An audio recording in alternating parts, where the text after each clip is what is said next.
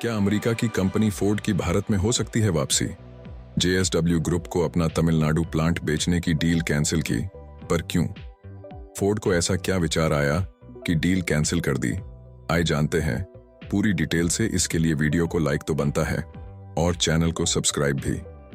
2021 में American company Ford ने भारत छोड़ा था।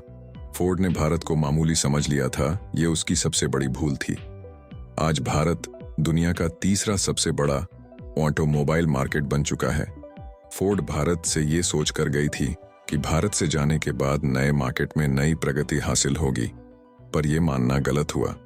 भारत की प्रगति देखकर फोर्ड को अपना प्रोडक्शन प्लांट बेचने की गलती का एहसास हुआ। अब फोर्ड ने फिर से भारत में री एंट्री करने का मन बना लिया है। भारत में फिर से प्रोडक्शन शुरू करने के मूड में है, इसलिए जेएसडब्ल्यू ग्रुप के साथ अपने तमिलनाडु प्लांट को बेचने की डील कैंसिल कर दी है। ये डील एडवांस स्टेज तक पहुंच गई थी। जेएसडब्ल्यू से पहले कंपनी ने महिंद्रा एंड महिंद्रा और वियतनाम की कंपनी इलेक्ट्रिक मैन्युफैक्चरर विनाफास्ट के साथ भी बातचीत शुरू की थी, लेकिन अब वह भारत में रहना और अपनी मैन्युफैक्चरिंग प्रेजेंस बनाए रखना चाहती है। यहां तक कि फोर्ड एक बार फिर से कुछ फंक्शंस के लिए लोगों को हायर करना चाहती है। हालांकि कुछ भी अभी तय नहीं है। फोर्ड अभी भी मूल्यांकन कर रही है और वापसी को लेकर अंतिम निर्णय नहीं लिया है। ये प्लांट भारत में फोर्ड का एकमात्र बचा प्लांट है। इससे पहले टाटा फोर्ड की गुजरात बेस्ड यूनिट को ₹25 करोड़ में एक्वायर कर चुकी है और टाटा का प्लान इस यूनिट में अपनी इलेक्ट्रिक गाड़ियों के प्रोडक्शन को बढ़ाने का था। जब फोर्ड ने अपना प्लांट बेचने का ऐलान किया, तब कई कंपनियां ने अपना इंटरेस्ट दिखाया। ये सब कंपनियां जानती थीं कि भारत ऑटोमोबाइल क्षेत्र में कितना आगे बढ़ चुका है। चीन की मॉरिस गैरेज यानी कि एमजी के अलावा ताइवान की बेलफास्ट और भारत की महिंद्रा फोर्ड का तमिलनाडु वाला प्लांट खरीदना चाहते थे। अब तक तो सब कुछ सही चल रहा था।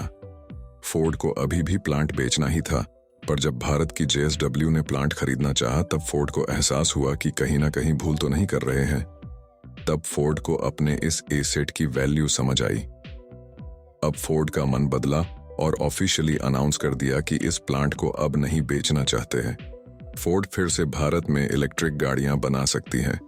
आपको बता दें कि तमिलनाडु की जिस यूनिट को फोर्ड बेचना चाहते थे, उस यूनिट में फोर्ड अपनी कार के अलावा इंजन तक मैन्युफैक्चर करते थे। जेएसडब्ल्यू ने हाल ही में चाइनीज कंपनी एसआईसी की भारतीय यूनिट का 35% शेयर खरीद लिया था और जेएसडब्ल्यू खुद अब इलेक्ट्रिक कार की प्रोडक्शन का मन बना चुकी है। यही वजह है कि वियतनामी विनफास्ट के अलावा जेएसडब्ल्यू खुद एक प्रोडक्शन यूनिट की तलाश में है। फोर्ड ने पिछले साल यानी 2022 में भी भारत में री एंट्री मारने का मन बनाया था और इलेक्ट्रिक गाड़ियों के साथ भारत में कमबैक करेगी, ऐसा सुनने में आया था। लेकिन फिर दोबारा फोर्ड अपनी बात से पलट गई और तमिलनाडु वाला प्लांट बेचने निकली। 2 साल बाद भी अमेरिकन कंपनी डिसाइड नहीं कर पा रही कि भारतीय मार्केट में टिकने लायक है भी या नहीं।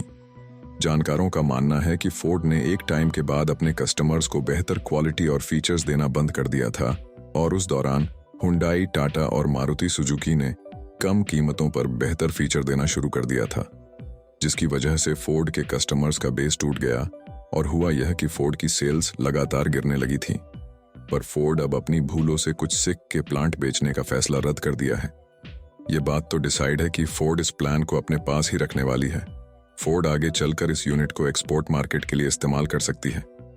ऐसे मार्केट जहां आज भी डीजल और पेट्रोल गाड़ियां ज्यादा इस्तेमाल में लाई जाती है।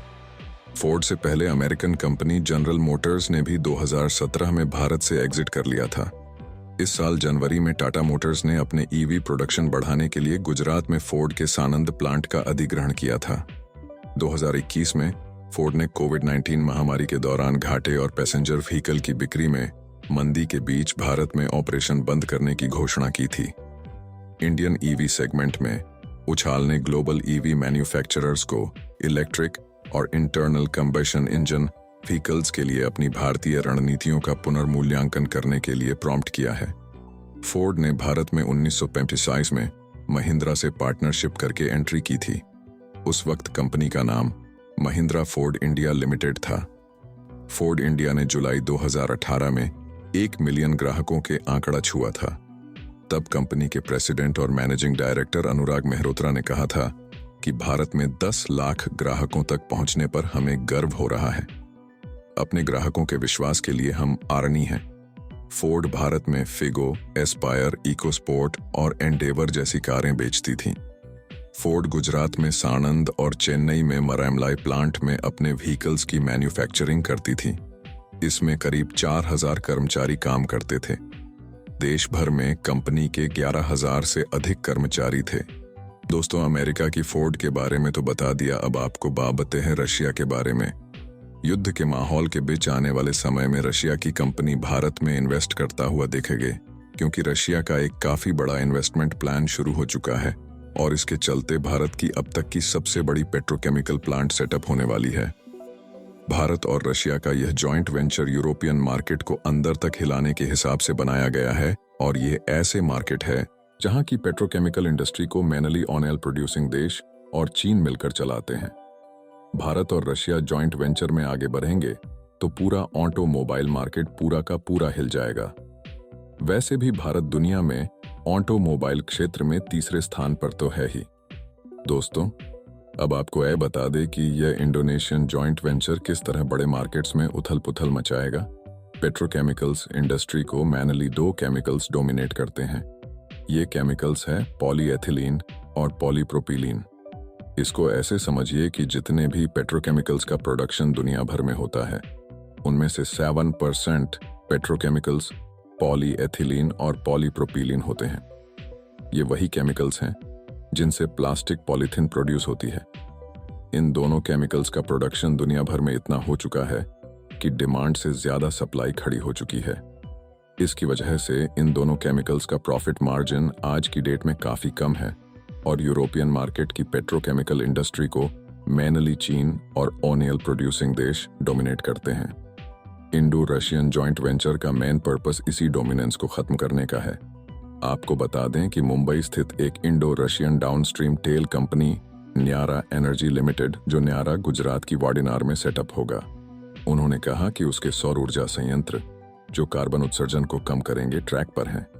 कंपनी वाडिनार की गुजरात रिफाइनरी में 10 मेगावाट का सौर ऊर्जा संयंत्र बनाने की अपनी योजना में अच्छी प्रगति कर रही है।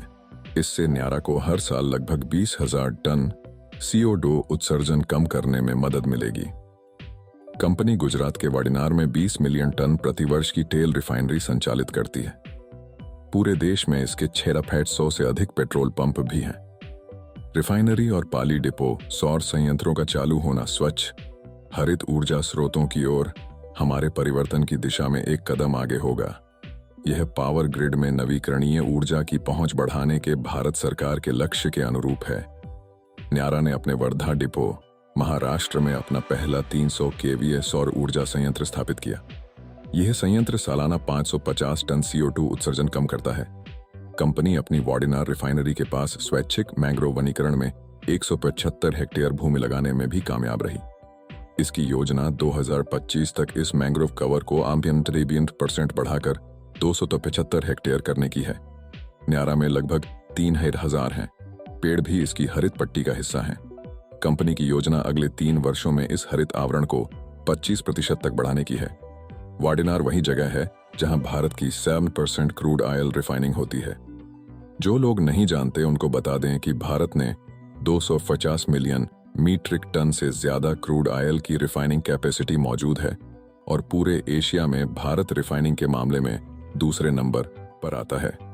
भारत हर एक क्षेत्र में आगे है और हमेशा रहेगा। जो भारत को छोड़ DH के गया वो वापस भी आया है, जैसे कि अमेरिका की कंपनी फोर्ड। आप लोगों ने वीडियो को पूरा देखा, इससे आप सबको भारत की ताकत का अंदाजा तो आ ही गया होगा। तो अपना मंतव्य कमेंट बॉक्स में जरूर दे। साथ ही साथ विद्या की लाइक, शेयर और चैनल को सब्सक्राइब भी कर दीजिए।